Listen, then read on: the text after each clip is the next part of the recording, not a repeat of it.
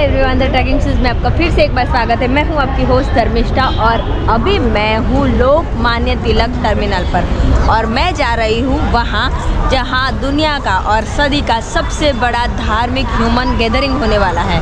जी हाँ, महाकुंभ, जो कि 144 साल के बाद होने जा रहा है और मैं उसमें सम्मिलित होने जा रही हूँ। तो क्या आप तैयार हैं मेरे साथ कुंभ में स्नान करने के लिए और कुंभ में क्या क्या हो रहा है ये देखने के लिए?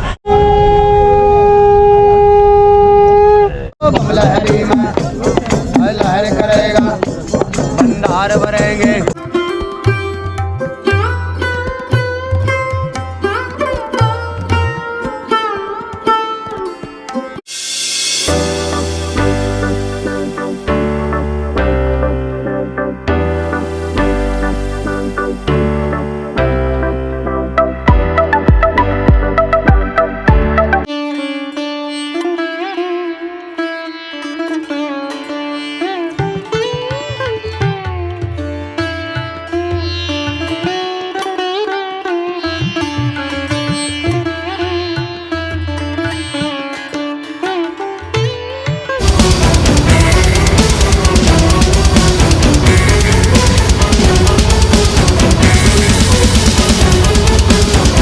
तो मैं बड़ी एक्साइटेड हूँ महाकुंभ में सम्मिलित होने के लिए, इसलिए मैं मुंबई से प्रयागराज की 1350 किलोमीटर की जर्नी 19 घंटे में भारतीय रेल की मदद से तय करूंगी। साथ में आपको भी महाकुंभ के दर्शन कराऊंगी। साथ ही आप महाकुंभ कैसे पहुंच सकते हैं, वहां खाने पीने की और रहने की क्या सुविधा है, महाकुंभ में आ रहे हो तो क्या क्या देख सकते हैं, कितना खर्चा होगा, ये सब कुछ मैं आपको महाकुंभ की इस सीरीज में दिखाऊंगी। तो चले महाकुंभ। ट्रेन का सफर तो काफी खूबसूरत हो ही रहा है, पर अभी मेरे पास एक जो यात्री बैठे हैं जो है लुइस जर्मनी से है, वो महाकुंभ के लिए आए हैं और वो क्यों आए हैं, उनको महाकुंभ के बारे में कैसे पता चला, वो सब कुछ हम जानेंगे उनकी जुबानी। Hare Krishna, why I'm here? I think last year about April I heard about the Kumbh Mela. Yeah, why I'm going to the Kumbh Mela? I think it's just I'm interested in spirituality and I'm curious what it is. Is it like to be surrounded by so many different sadhus and spiritual seekers? That's the main reason why I go to the Kumbh Mela. And I met devotees of Krishna in Australia in 2017 the first time. So from Australia it was like a long journey. I was encountering the Vedas, Purana, Srimad Bhagavatam, the Bhagavad Gita. Profound interest in that books. It's the third time for me here in India. First time it was in Mayapur in West Bengal. Second time was in Vrindavan. And now I just went to the grand opening of the temple in Navi Mumbai. It's the ISKCON temple.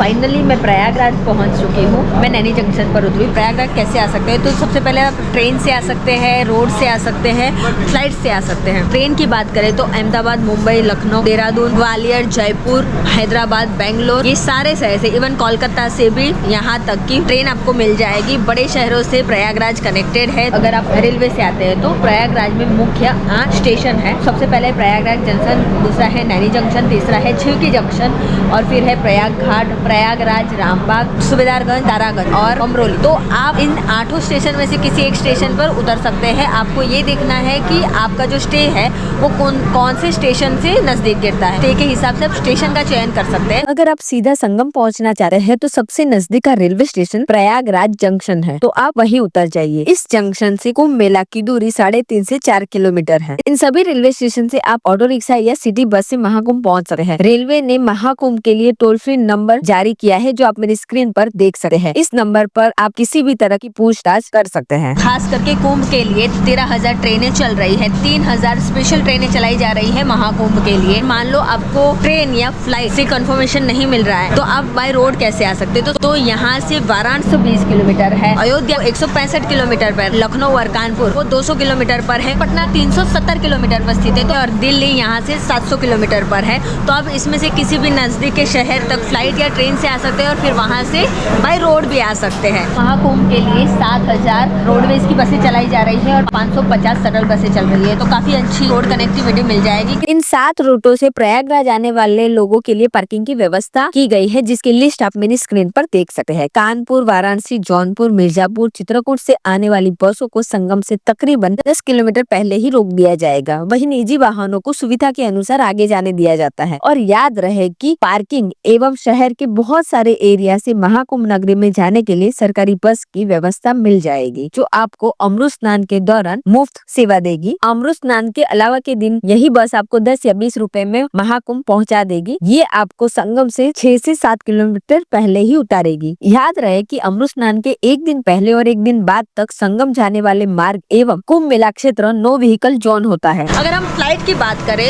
तो खासकर महाकुंभ के लिए 250 फ्लाइटें नई शुरू की गई है। तो सबसे नजदीक का एयरपोर्ट बमरोली एयरपोर्ट है, जो कि यहाँ से 22 किलोमीटर पर स्थित है। इसके अलावा आप वाराणसी, अयोध्या और लखनऊ के एयरपोर्ट से भी आप यहाँ आ सकते हैं और वहाँ से फिर बाय रोड यहाँ तक पहुँच सकते हैं या फिर ट्रेन से आप यहाँ तक पहुँच सकते हैं। सारे बड़े एयरपोर्ट के साथ प्रयागराज के एयरपोर्ट की कनेक्टिविटी है, तो फ्लाइट से आने में भी आपको कोई दिक्कत नहीं होगी। कुंभ में क्या क्या हो रहा है वो भी मैं आपको दिखाती हूँ और वीडियो को अंत तक देखना है। ऐसी बहुत सारी इन्फॉर्मेशन मैं आपको रास्ते में बताती हुई जाऊँगी। आगे हम खाने पीने की क्या व्यवस्था है, स्टे की क्या व्यवस्था है और कितना चलना पड़ेगा, क्योंकि आज शाही स्नान हो रहा है और मैं आज ही यहाँ पहुँची हूँ। मैं नैनी जंक्शन पर हूँ और मुझे नैनी पे ही मेरा स्टे है, इसलिए मैं यहाँ पर उतरी हूँ। चलो एक्सप्लोर करते हैं। ज़्यादातर तो आज ऐसा है कि जब जब शाही स्नान होगा तब तक ट्रांसपोर्टेशन बंद है, तो जहाँ तक कि जाता है वहाँ तक के ट्रांसपोर्टेशन लेंगे। बाकी देखती हूँ कितना चल के जाना है। तो फाइनली मुझे रिक्शा मिल गई है, मुझे 20 रुपीज़ में खान चौक में छोड़ देगी। मैं अभी खान चौराहा पहुँच चुकी हूँ। यहाँ पर बंदोबस्त देख सकते हैं। बस जो गाड़ियाँ वगैरह आज चल रही है वो यहाँ तक ही चल रही है, उसके बाद आपको पैदल जाना है, चाहे कहीं भी जा रहे हो, कहीं भी घाट पे स्नान करने जा रहे हैं। तो अभी मैं यहाँ रुकने वाली हूँ। ये है, यहाँ मेरा स्टे है। ये भैया मेरी राह देख रहे थे। हेलो भैया। तो मुझे ये रूम मिला है, ये है, इसमें एक बेड है, तो एवरेज है, बहुत खास नहीं है, पर ये मुझे 1500 रुपये में मिला है। अब भी प्राइस बहुत ज़्यादा है। ये तो ये है टॉयलेट बाथरूम, स्नान करने के लिए जा रही हूँ और ये एंट्रेंस है। ये एक्चुअली हॉस्टल है और हॉस्टल को महाकुंभ को ध्यान में रखते हुए लोगों ने स्टे बना दिया है। तो अभी तो मुझे भैया छोड़ने आ रहे हैं जहाँ तक गाड़ी जा रही है, फिर वहाँ से मैं पैदल जाऊँगी स्नान करने के लिए। तो अच्छा है, मुझे उतना चलना नहीं पड़ेगा। क्योंकि भैया, ये हमारे भैया है जिनके वहाँ मैंने स्टे किया है, तो मैं इनकी डिटेल नीचे डाल दूंगी ताकि आपको अगर यहाँ स्टे करना है कुंभ के दौरान तो आप कर पाए। तो भैया ने मुझे अरेल मोड़ पर छोड़ा है, बस यहीं से हम एंटर करें, ये मेन एंट्री है। अभी मैं जा रही हूँ स्नान करने के लिए। संगम घाट यहाँ से 3.5 किलोमीटर मतलब 3.5 किलोमीटर पर है। अरेल घाट भी 3.5 किलोमीटर पर है। तो बस यहीं से ये मुख्य द्वार है, रुद्राक्ष द्वार इसका नाम दिया है। इस प्रकार से आपको सेक्टर वाइज आपको इन्फॉर्मेशन यहाँ मिल जाएगी। जो सोमेश्वर मंदिर सामने है और मिर्ज़ापुर इस तरफ है।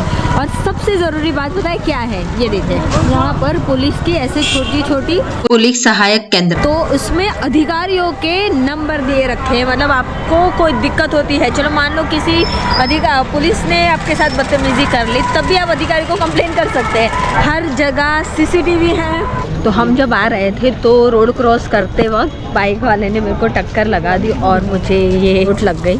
तो उसके बाद ये भैया वगैरह थे और पुलिस वाले अंकल थे, उन्होंने अपना नंबर भी दिया, वो अधिकारी थे, कि आगे कोई ज़रूरत हो तो आप मुझे कॉल वगैरह कर सकते हैं, मदद मांग सकते हैं। और इन भैया को मेरे साथ भेजा उन्होंने और ये साथ में मुझे संगम तक छोड़ने आ रहे हैं। साथ में उन्होंने मेरी पट्टी वगैरह करवाया। तो मैं यहाँ प्राथमिक उपचार केंद्र बने हुए हैं, 25 सेक्टर है, हर सेक्टर में 20 बेड की और 100 बेड की ऐसी 2-3 हॉस्पिटल है और बहुत सारे प्राथमिक उपचार केंद्र भी बनाए गए हैं। तो आपको मेडिकल सुविधा हर जगह हर सेक्टर में मिल जाएगा। तो अच्छी खासी सुविधा मुझे मिली है। रिस्पांस काफ़ी अच्छा मिला है प्रशासन की तरफ से और लोकल लोगों की तरफ से भी। तो मेरा ये काफ़ी अच्छा एक्सपीरियंस लगा। मैं सोलो ही आई हूँ, कोई नहीं है मेरे साथ, तभी एक अनजाने राज्य में मदद मिलना ये बहुत बड़ी बात है। और अभी मैं घाट तक पहुँच चुकी हूँ। घाट से मैं संगम जाऊँगी, जहाँ पर गंगा, यमुना और सरस्वती का जहाँ संगम हो रहा है, मैं वहाँ तक जाऊँगी। बोट से जाना पड़ता है और ये पूरा मार्केट लगा हुआ है, ये देखिए। और चलने के लिए ऐसी सीट्स बिछाई गई है। इस प्रकार से वाटर एम्बुलेंस की भी सुविधा तैयार की गई है, ताकि अगर कोई डूब रहा है या कुछ हो रहा है तो उनको बचाया जा सके इमरजेंसी में। तो काफ़ी अच्छी सुविधा है। ऐसे घाट के निर्माण किए गए हैं और ये जो बोट है जो आपको संगम तक लेके जाएगी। मुझे संगम घाट बोट से जाना था, पर भीड़ लगी हुई थी, तो मैंने अरेल घाट पर ही स्नान कर लिया। मैं चाहती थी कि पहले अमृत स्नान के दिन मेरा स्नान हो जाए। आप अरेल घाट से संगम बोट में जा सकते हैं। ये पूरा क्षेत्र 5 हिस्सों में बटा हुआ है। परेड ग्राउंड, संगम क्षेत्र, तेलियरगंज, चूसी और अरेल।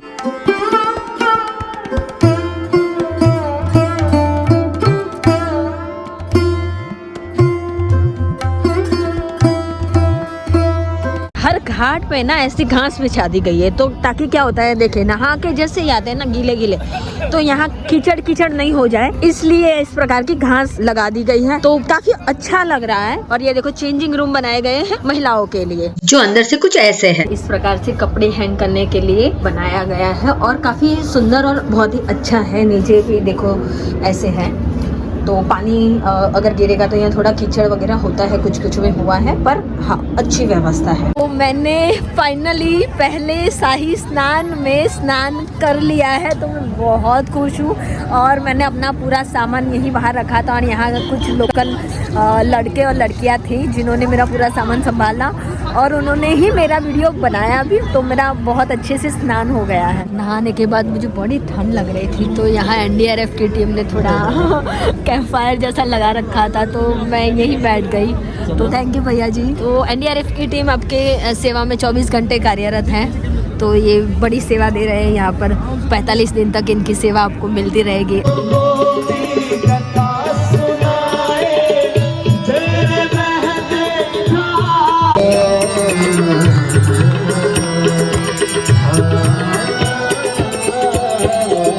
ऐसे फूड कोर्ट लगे हुए हैं एंड तक, और उसके भाव भी ज़्यादा नहीं था।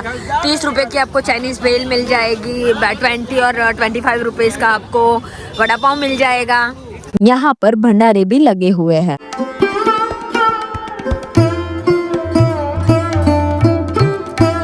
तो मुझे वापस लौटते वक्त है, तो मुझे आधे रास्ते तक छोड़ेंगे। पुलिस वाले भैया ने मेरा अरेंजमेंट किया है, क्योंकि काफ़ी चलना था। मैं जहाँ से वापस लौट रही थी वहाँ से काफ़ी चलना था और सारे रास्ते बंद हैं और व्हीकल नहीं आ रहे हैं। अभी व्हीकल बन गए, तो 2 व्हीलर चालू थे, तो इस भैया को रोक के पुलिस वालों ने मेरा ये अरेंजमेंट करके दिया है। तो मैं अभी आई त्रिवेणी बोट क्लब, वहाँ पर हो रहा है लाइट एंड म्यूजिक शो, तो वो मैं आपको दिखाऊंगी। मैं थोड़ी सी लेट हो गई हूँ, 7 बजे होता है, 7:30 बजे है, तो मैं फटाफट आपको दिखा देती हूँ। लेजर शो बिल्कुल मिस मत करना। ये बोट क्लब के पास कालीघाट पर हो रहा है, जिसकी टाइमिंग है शाम को 7 बजे, जो कि 7:40 तक चलता है। 40 मिनट के इस शो में महाकुंभ और प्रयाग की ऐतिहासिक और धार्मिक गाथाओं को दर्शाया जाता है। और सबसे महत्वपूर्ण बात यह है कि ये फ्री है। तो अभी जो लेजर शो हुआ, तो मैं थोड़ी सी लेट हो गई थी, पर जितना भी मैंने देखा मुझे बहुत मजा आया। उसके बगल में ही ये निःशुल्क रहने के लिए व्यवस्था की गई है, इसका 1 पैसा भी नहीं दे रहा है। ये रैन बसेरा है, उसको कन्वर्ट किया गया है रहने के लिए। स्क्रीन पर नंबर है, आप वो नंबर पर भी कांटेक्ट कर सकते हैं और आप यहाँ से एड्रेस वगैरह देख सकते हैं। क्या क्या व्यवस्था है मैं आपको अंदर जाके दिखाती हूँ। ये कार्यालय है और मैं जा रही हूँ। देखो 40 बिस्तरों का ये पूरा रैन बसेरा बनाया हुआ है, देखते हैं कि कैसा है। तो आप ये देख सकते हैं, यहाँ बहुत सारे लोग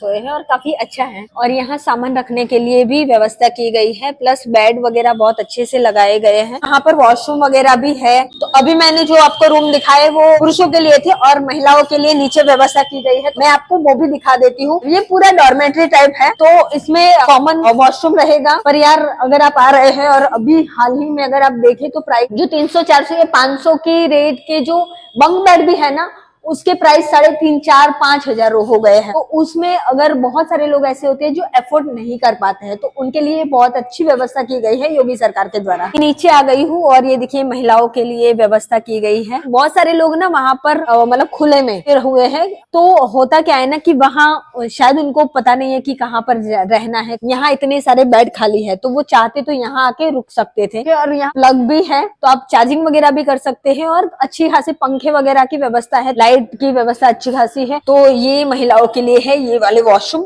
तो बाथरूम की व्यवस्था है, नहाने की और टॉयलेट की सुविधा है। रहने के साथ साथ यहाँ फ्री भोजन की भी सुविधा है। तो ये किचन है, देखिए ये बहन बना रहे हैं और ये भाई जो है वो पूरा मैनेजमेंट देख रहे हैं। तो बाकी फोन नंबर वगैरह बोर्ड पर लिखा हुआ है। कैसे रुक सकते हैं और क्या क्या लगेगा, तो देखिए ये आधार कार्ड वगैरह लगेगा। तो आप इस प्रकार से यहाँ पर जैसे ही एंटर होते हैं तो आपको ये ऑफिस दिखेगी, वहाँ पर आपका आधार कार्ड दीजिए और फ्री में यहाँ ठहरने की व्यवस्था का लाभ लीजिए। इसके अलावा सिविल लाइन हनुमान चौराहे पर और बस अड्डे के पीछे वही हिंदू हॉस्टल चौराहे पर जीरो रोड बस अड्डे पर अस्थायी रैन बसेरे बनाए गए हैं। एवं इसके अलावा संगम घाट से 3 किलोमीटर पर नाग वासुकी मंदिर के समीप सेक्टर 6 में भी आपको सरकारी आश्रय मिल जाएगा, जहाँ एक व्यक्ति 100 रुपए में 24 घंटे के लिए स्टे कर सकता है। वही मुख्य तिथि के समय इसका चार्ज 200 रुपए होता है, जिसमें आपको एक चारपाई, एक गद्दा, एक चादर, एक तकिया, एक कंबल और शौचालय एवं मोबाइल चार्जिंग की सुविधा मिल जाएगी। अगर आप संगम के नजदीक स्टे चाहते हैं तो आपको दारागंज, अलोपी बाग और अल्लाहपुर के एरिया में स्टे पसंद करना चाहिए। वही अगर आप अरेल घाट की तरफ रुकते हैं तो आप बोट लेके बिना भीड़ भाड़ के संगम स्नान करने जा सकते हैं। अगर आप पैसा खर्च कर सकते हैं तो महाकुंभ नगर में बने टेंट सिटी में 15,000 से लेकर 1 लाख तक के प्राइवेट टेंट एवं कॉटेजेस मिल जाएंगे। वही आप अरेल के तरफ है तो आपको अरेल घाट और शिवालय पार्क के नजदीक तीर्थस में विथ GST 3,000 में डॉर्मेट्री, 15,000 में प्रीमियम कॉटेजेस और 8,000 में रूम मिल जाएगा। पर याद रहे कि अमृत स्नान के दौरान इनकी प्राइस ज्यादा होती है, बस डॉर्मेट्री की प्राइस वही रहेगी। ये तीनों कैटेगरी में ब्रेकफास्ट, लंच और डिनर इंक्लूडेड रहेगा। आप यहाँ प्राइस नेगोशिएट भी कर सकते हैं। ये पेड प्रमोशन नहीं है, मैंने ये जानकारी आप लोगों के लिए इकट्ठी की है। इनका कॉन्टेक्ट नंबर भी नीचे डाल दूंगी, इंस्टा पर से भी आप इनको कॉन्टेक्ट कर सकते हैं। देखो ये सफाई हो रही है, तो ये जितना भी साफ सुथरा आपको लग रहा है इनमें इनकी बड़ी मेहनत लगती है। ये पूरा का पूरा संगम क्षेत्र बनाया हुआ है, देखिए उस पर बनाया हुआ है, नदी के इस पार रहने की सुविधा है और यहाँ शॉपिंग के लिए भी है। मेला यहाँ भी लगा हुआ है, यहाँ भीड़ कम है। तो यहाँ चलते हैं, यहाँ क्या क्या मिल रहा है ये देखते हैं। मैं आपको मोटा मोटा दिखा देती हूँ, बहुत कुछ मिल रहा है। अचार वगैरह भी उस तरफ मिल रहा है। ये पूरा कपड़ों का है, बनारस की साड़ियाँ भी आपको यहाँ मिल जाएगी। देखो मज़ेदार बात बताती हूँ, सबसे अच्छी बात है कि अगर आप यहाँ आते हैं, आपने स्टे बुक नहीं किया, आपको खाना कहाँ है, रहना कहाँ है, इमरजेंसी सेवा कैसे मिलेगी और यूपी गवर्नमेंट के अचीवमेंट भी अगर आपको जानने हैं तो किसी को पूछने की कोई ज़रूरत नहीं है। देखिए इस प्रकार के बैनर लगाए हुए हैं, इस QR कोड को स्कैन कीजिए, यहाँ मिल जाएगा। ये इमरजेंसी सेवा के लिए है, फूड एंड होटल्स के लिए और यूपी गवर्नमेंट का अचीवमेंट जानना है तो ये है। रोड पर ही ये बैनर लगा हुआ है। तो मैं चलते चलते जा रही थी तो ये वाला मुझे देखा, ये वाटर ATM है। इसमें 1 रुपये का सिक्का डालते हैं तो 1 लीटर पानी आपको मिलेगा। ऐसे 200 वाटर ATM भी मिल जाएंगे और 85 वाटर बूथ मिल जाएंगे, तो वहाँ से भी आप पानी पी सकते हैं। तो काफ़ी अच्छी पानी की सुविधा है, इसके लिए ज़्यादा खर्च नहीं करना पड़ेगा। जो कुछ लोगों को 15-20 रुपये में या 50 रुपये में पानी खरीदना पड़ता है, वो झंझट खत्म कर दी है सरकार ने।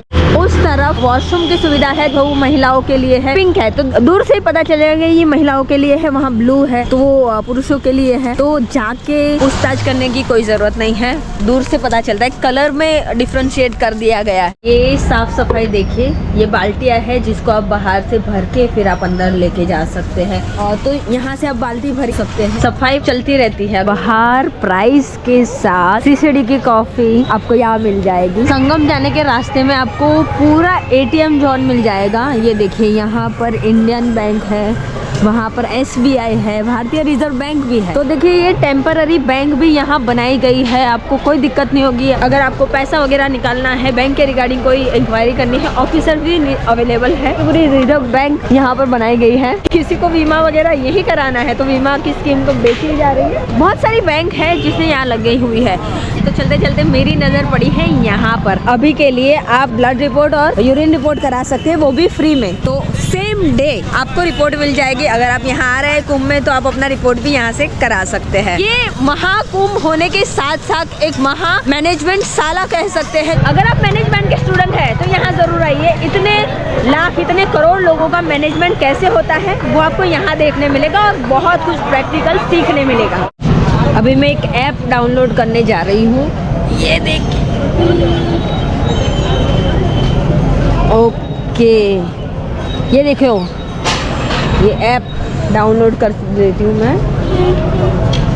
तो मेरी ऐप डाउनलोड हो चुकी है, जिसको मैंने यहाँ पर ऐप स्टोर भी है और गूगल प्ले में भी ये ऐप अवेलेबल है। ये है महाकुंभ मेला 2025 की ऐप। यहाँ पर आपको सारी जानकारी मिल रही है। इससे मुझे नेविगेशन मिल रहा है, कहाँ पर जाना है, कहाँ पर स्टे है, टूर ऑपरेटर के डिटेल वगैरह मिल रही है, अमृत स्नान कहाँ कहाँ और कौन कौन दिन पे हो रहा है वो भी यहाँ पर दिखाया जा रहा है, संगम कहाँ है, टेम्पल कहाँ है, हेरिटेज साइट कहाँ पे है, मैं आपको यहाँ देख के बता रही हूँ। ये सब कुछ आपको यहाँ दिखने मिल जाएगा। तो अभी मैंने आपके सामने QR कोड को स्कैन करके एक ऐप डाउनलोड कर ली है। ऐसे 4 QR कोड मैंने आपको दिखा दिए। ये चारों QR कोड से आपको बहुत सारी इंफॉर्मेशन मिलने वाली है। जो ऐप है उसमें यात्रा की योजना है, टेंट सिटी का विवरण है, गूगल नेविगेशन है, कार्यक्रमों का विवरण है, टाइम का अपडेट दिया गया है, पर्यटन के लिए गाइडलाइन दी गई है, फिर व्यापारिक और इमरजेंसी सेवाओं को मुहैया कराया गया है, एवं ये लाइव अपडेट भी देता है कि कहाँ पर क्या सेवाएं उपलब्ध है। और इसके अलावा QR कोड अगर आप स्कैन करते हैं, जिसकी 28 पेज की PDF भी खुलेगी, जिसमें आपको मंडलायुक्त से लेकर प्रशासन के ऑफिसरों के नंबर भी उपलब्ध हो जाएंगे। ये मंदिर है श्री आदि शंकर विमान मंडपम। जब आप मंदिर के पास आते हैं तो वहाँ पर ही आपको ये मैया राम रसोई, यहाँ पर 100 रुपए की थाली मिल रही है, जिसमें 2 सब्जियाँ, पूरी और जलेबी एंड रायता है। तो आपको सस्ते में खाना मिल जाएगा यहाँ पर। महाकुंभ में बहुत सारी जगह पर भंडारे भी लगे हुए हैं। ठंड बड़ी लगने वाली है, तो मेरी तरह आप कैप, जैकेट ये सब लेके आना। बड़ी ठंड है तो मुझे भी चलते चलते ये सब लगाना पड़ा है। अगर आप डिजिटल महाकुंभ का आनंद लेना चाहते हैं तो यहाँ डिजिटल कुंभ अनुभूति केंद्र बनाया गया है, जो कि मेरे पीछे है। इसकी एंट्री है 50 रुपए, जिसमें आपको पूरे महाकुंभ का डिजिटल अनुभूति कराया जाएगा और ये रात के 10 बजे तक चालू रहता है। तो जहाँ पर पुलिस बूथ बनाए गए हैं वहाँ पर इस प्रकार से अनाउंसमेंट हो रहा है कि अगर आपका परिवार का कोई गुम हो गया है तो यहाँ पर अनाउंसमेंट होता है। हर जगह पर ये सुविधा को मिल जाएगी।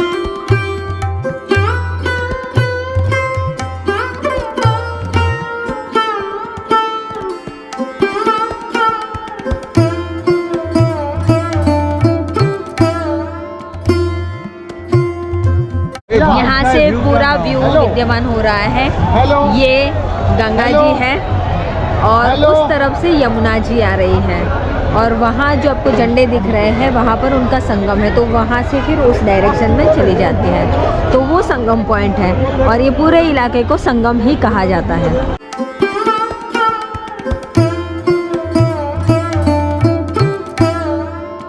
इसमें मजा नहीं आ रहा है, चलो ड्रोन शॉट से महाकुंभ दिखाती हूँ। ये शॉट्स मेरे दोस्त रोहित ने लिए हैं। अगर आपको ऐसे ही खूबसूरत ड्रोन शॉट देखने हैं तो आप इसकी इंस्टा ID फॉलो कर सकते हैं, जो मेरे स्क्रीन पर है।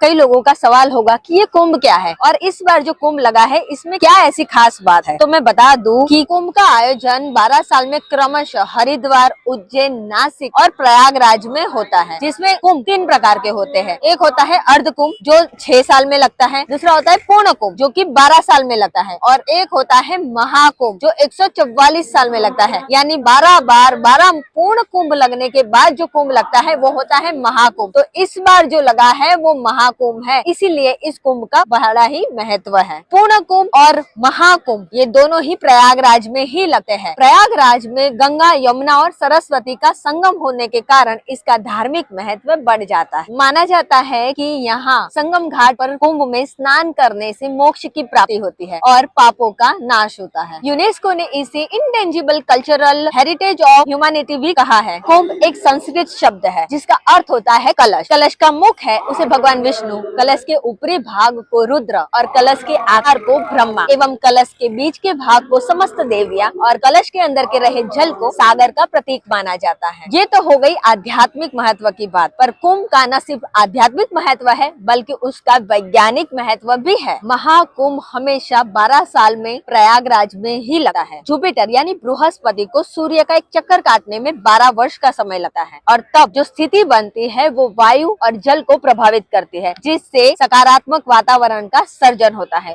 बृहस्पति को ज्ञान का प्रतीक माना जाता है और ये कुंभ में जब प्रवेश करता है तब महाकुंभ की स्थिति बनती है। ये ऐसा विशेष पर्व है जिसमें तिथि, ग्रह, नक्षत्र आदि का अत्यंत पवित्र योग होता है और कुंभ सूर्य, चंद्र, गुरु और शनि का संबंध ये सुनिश्चित करता है। अब आप लोग कहोगे ये सब तो ठीक है धर्मिष्ठा, पर ये कुंभ इन्हीं 4 जगहों पर क्यों लगता है? तो बता दूं कि इसके पीछे की एक पौराणिक कहानी है। कहानी ये है कि जब समुद्र मंथन हुआ और उसमें से जब अमृत निकला तब तो देवता और दानव के बीच में संघर्ष हुआ और इसी संघर्ष में अमृत की बूंदे इन 4 जगहों पर गिरे। तो इसी वजह से हरिद्वार, प्रयागराज, उज्जैन और नासिक में कुंभ लगा है और अमृत को दानवों से बचाने के लिए देवताओं ने उसको यहाँ से स्वर्ग तक ले जाने में 12 दिन लगा था, यानी देवताओं के 12 दिन और देवताओं का एक दिन पृथ्वी के 12 महीने के बराबर यानी कि 1 साल के बराबर है। यानी पूर्ण महाकुंभ 12 साल के बाद इसीलिए लगता है। नदी पर जो पुल बनाए गए हैं उसमें एक पुल से जाना दूसरे पुल से आना, यानी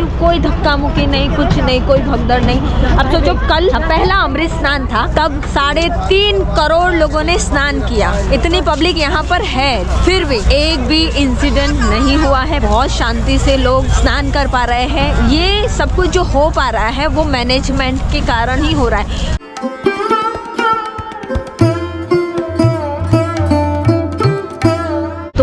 यहाँ पर राम कथा भी चल रही है, तो उसमें समय भी लिखा हुआ है जी कौन सा कार्यक्रम है, कौन राम कथा करने वाला है, सब कुछ आपको यहाँ पर बैनर्स में भी दिख जाएगा और ऐप में भी दिख जाएगा।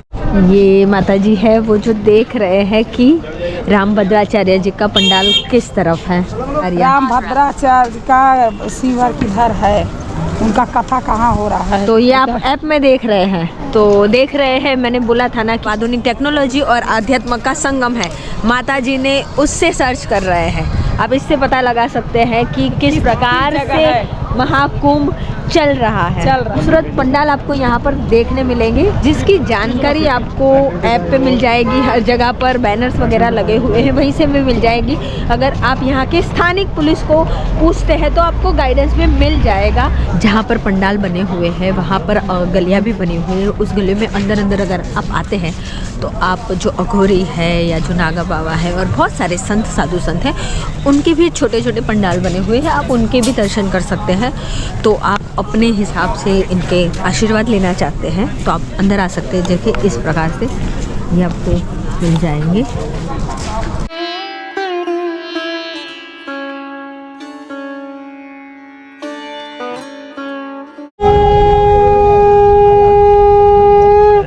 जय श्री राम, जय श्री राम, जय श्री राम,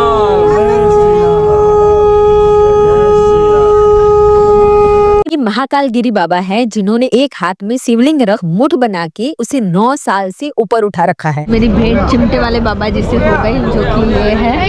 बड़ी भीड़ लगी रही है, इनके टेंट लगा है उसके बाहर। अच्छे है, मतलब ज्यादा छेड़ोगे तो गुस्सा हर किसी को आएगा। ये बाबा जी एक हाथ ऊपर रख के काफी सालों से तपस्या कर रहे हैं, पर जब से इन्होंने उस कैमरामैन को चिमटा मारा है तब से चिमटे वाले बाबा जी बन गए हैं।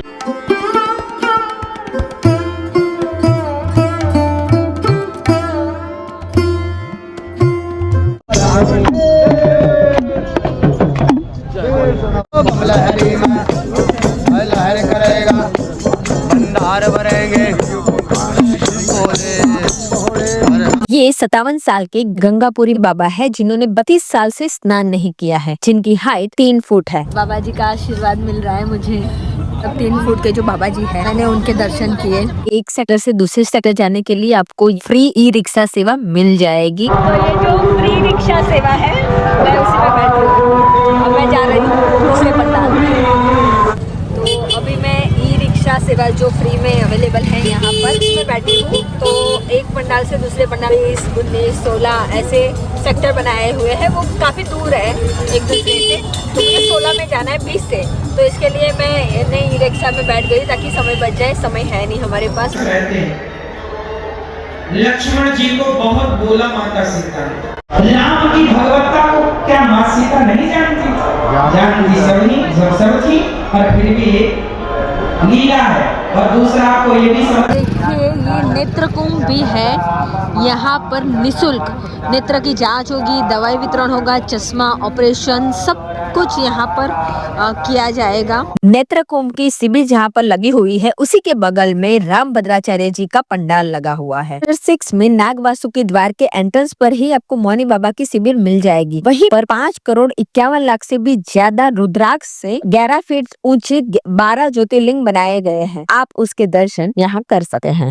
ये देखिए टूरिस्ट इंफॉर्मेशन सेंटर बनाए गए हैं ताकि किसी को कोई भी समस्या हो तो वो पूछ सकते हैं, जान सकते हैं उनको कहाँ जाना है, क्या क्या देखना है, कहाँ पर है, ये सब कुछ आपको यहाँ बताया जाएगा। यहाँ पर गीता प्रेस गोरखपुर का बुक वितरण हो रहा था, मतलब पुस्तक बेच रहे हैं। तो मैंने यहाँ से रामचरितमानस खरीदा है और यहाँ से आप पुस्तक भी खरीद सकते हैं।